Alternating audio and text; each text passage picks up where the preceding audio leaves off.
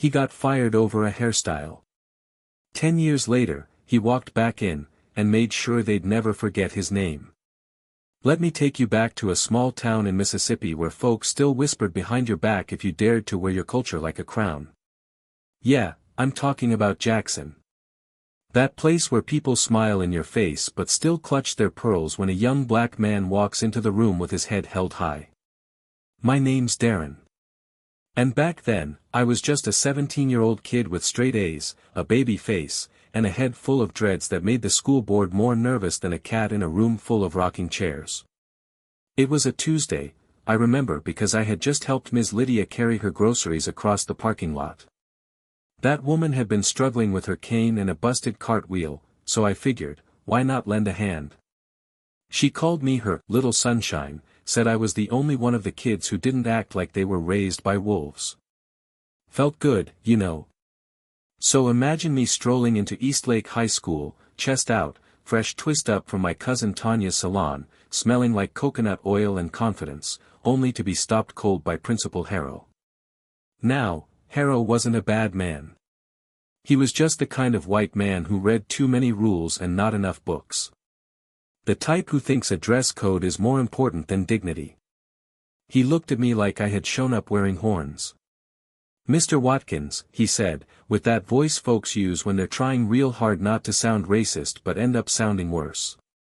"Those dreadlocks. They're a violation of school policy. You know that." I laughed. Thought he was joking. "I just helped an old lady carry 50 pounds of canned food across a gravel lot, sir," I told him. "Maybe that buys me a little leniency." He didn't laugh. Not even a twitch. "You'll need to go home and cut them off before returning. Otherwise, you'll be suspended for noncompliance." Suspended. For hair. Let that sink in. Was I out here breaking windows? Stealing lunch money? No. I was just trying to get to calculus before the bell rang. I stood there, heart pounding. Not from fear, from rage. From that silent scream every black kid feels when they realize they're not being seen as a student, or a helper, or a human being, but as a disruption. I tried to argue. Told him it was part of my identity, part of my culture. Told him my mama cried the first time I wore my hair out in public, not out of shame, but pride. Didn't matter. He handed me the suspension slip like it was a birthday card. Said he was just following policy. But policy, my friend, don't see skin. People do. And in Jackson, Mississippi, being black with dreads is apparently more dangerous than bringing a switchblade to class. So I walked out. Not just from the school, but from the illusion that doing everything right would ever be enough. I went home that day and told my mama. She didn't say a word. Just hugged me. Long and hard. Like she was trying to hold in all the words the world had shoved down her throat for decades. And that hug. That silence. It screamed louder than any protest chant you've ever heard.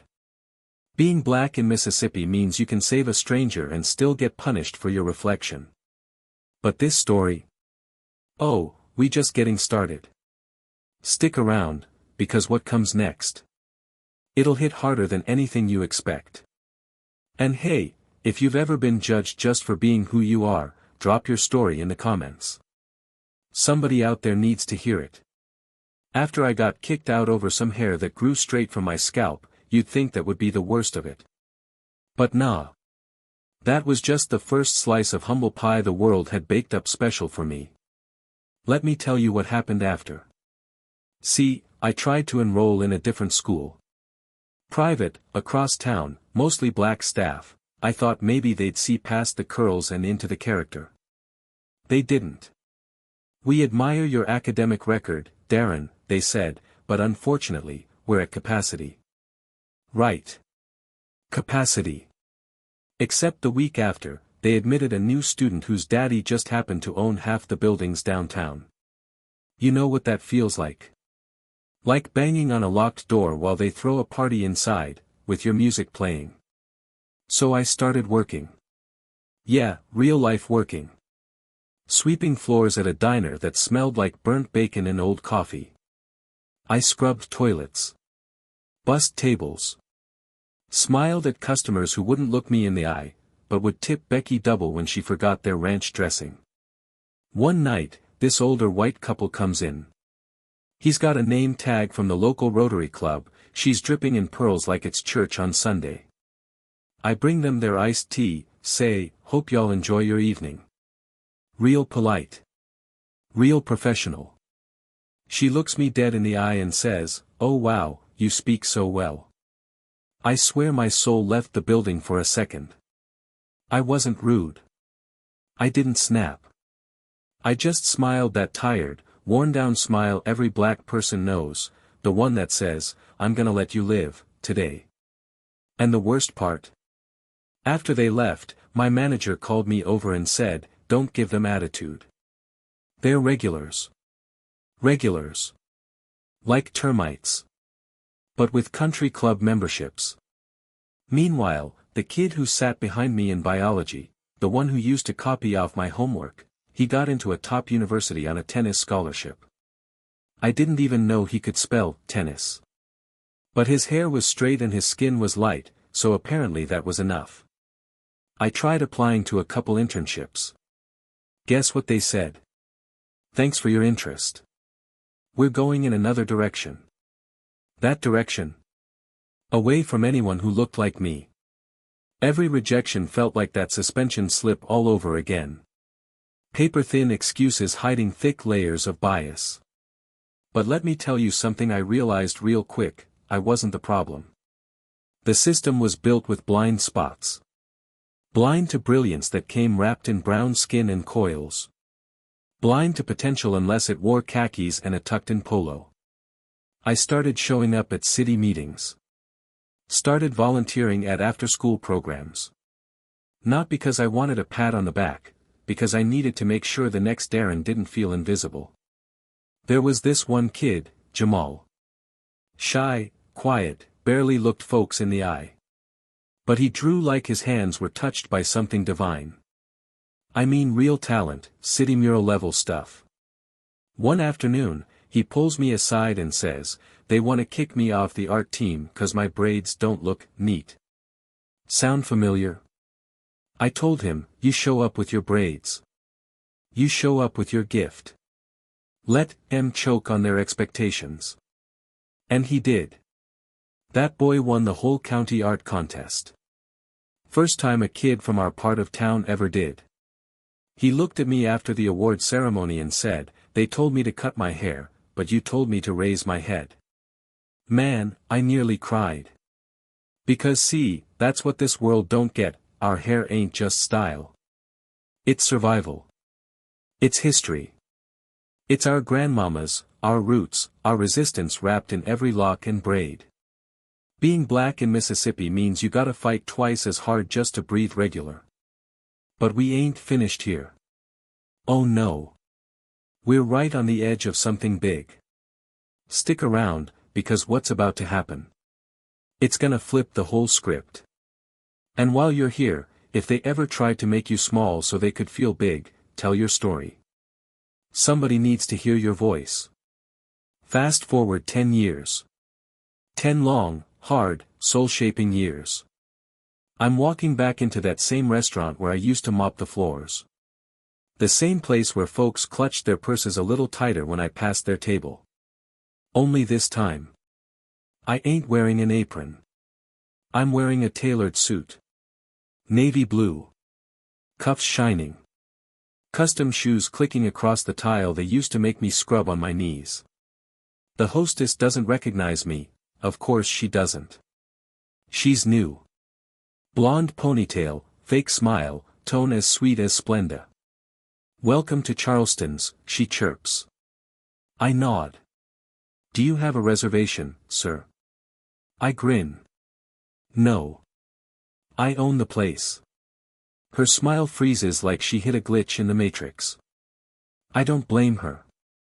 Folks like me don't usually own places like this. They usually serve in places like this. That's the script they wrote. Too bad I brought a pen.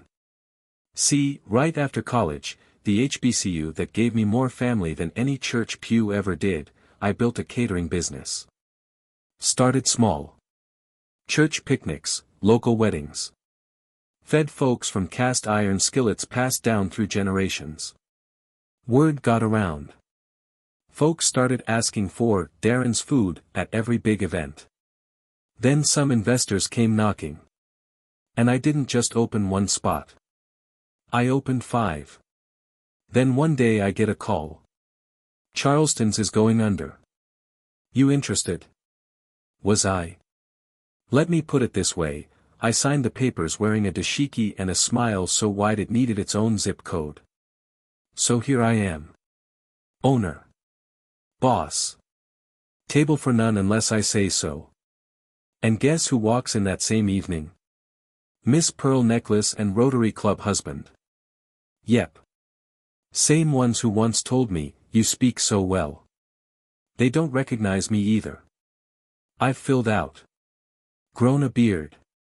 Moved different. Confidence don't whisper, it walks loud. I walk over to their table.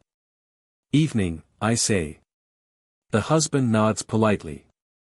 We'd like to see a menu. I lean in real close, smile like a fox in a henhouse, and say. I hope y'all enjoy your evening. Their eyes squint. Something's clicking. Then I see it, the flicker of recognition. Her pearls stiffen. I don't stick around long. I've got a meeting in the back with my all-black staff, kitchen crew, managers, bar lead, every last one of them brought in from the same neighborhoods they used to call sketchy. Let me say it plain. We didn't ask for a seat at their table. We built our own. Mahogany, heavy, and carved with the names of those they tried to erase. And guess what hangs in the lobby of Charleston's now? A giant framed photo.